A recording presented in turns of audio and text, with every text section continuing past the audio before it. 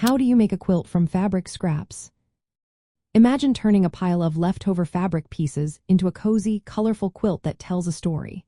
That's what making a quilt from fabric scraps is all about. It's a fun way to reuse materials and create something beautiful. First, gather all your fabric scraps and lay them out. Sorting by color, pattern, or size helps you see what you have and plan your design. Keep in mind that simple patterns like squares, strips, or blocks work best with irregular scraps. Next, decide on a pattern that suits your scraps.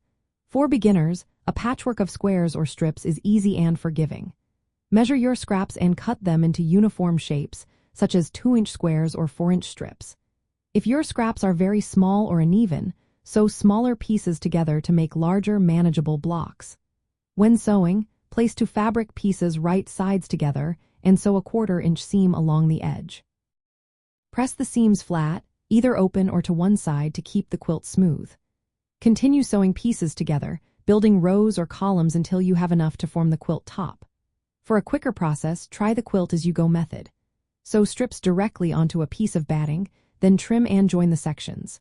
Once your quilt top is ready, layer it with batting and a backing fabric.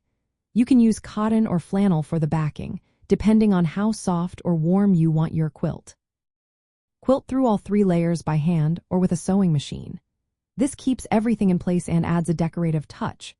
Finish by sewing a binding around the edges to give your quilt a clean, polished look. Making a quilt from fabric scraps is a wonderful way to practice creative material transformations. It reduces waste and turns leftover textiles into a functional, decorative piece. Plus, each quilt becomes a unique reflection of your style and the memories attached to the scraps. It's a sustainable craft that combines artistry with environmental care, giving new life to materials that might otherwise be discarded.